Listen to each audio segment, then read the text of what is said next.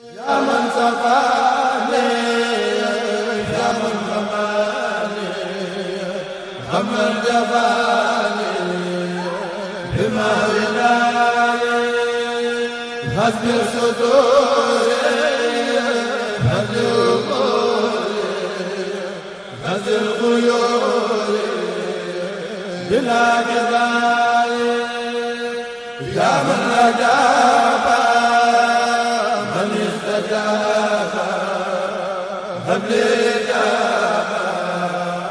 في الرداء يا من سقاني يا من رماني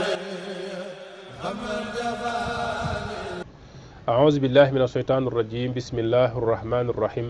الحمد لله رب العالمين وصلى وسلم على سيدنا محمد وعلى آله وصحبه وخديمه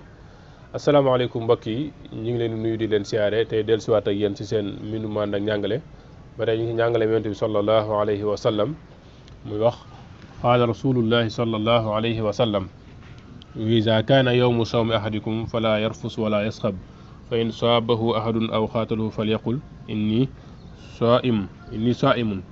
ngeen gis baatub saa yi mooy teg aji woor te moom la yonent bi sallallahu alayhi wa sallam di jàngale ni mu war a mel moom aji woor ji bokk na see melokaanam mooy soo wooree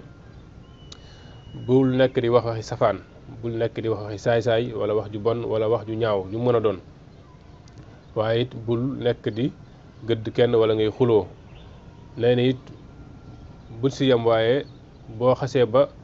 melokaan boobu it bu la ko kenn yàqal bu nit ñëwee si yow saaga la wala mu xas la wala mu gëdd la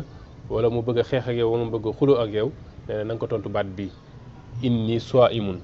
baatu inni saim mooy man aji woor laa ngeen gis ci aji woor kon ni mu war a mel yonent bi sallallahu alayhi wasallam jàngal nañ ko te waxaat na ko feneen nee na koo xam ni bàyyiwul waxi safaan ak jëfi safaan suñ borom amul soxla si xiifam googu wala maram googu kon nag maanaam pànk ak mën a tontu wala dang làmmin bu mu la yàqal sa koor ndax yonent sallallahu alayhi wasallam nee na bokk na si melokaan aji woor mooy doo woor rek xiif ak marke sa waaye da nga koy booleeg sa mbooleem ci ripp nga jo nga waroo ko sa làmmiñ bu si wax ju safaan kon yàlla na yàlla may dégg ak topp wasalaamualeykum wa rahmatullahi wa barakaatu. يا من سقاني يا من رماني يا من رماني غمن جفاني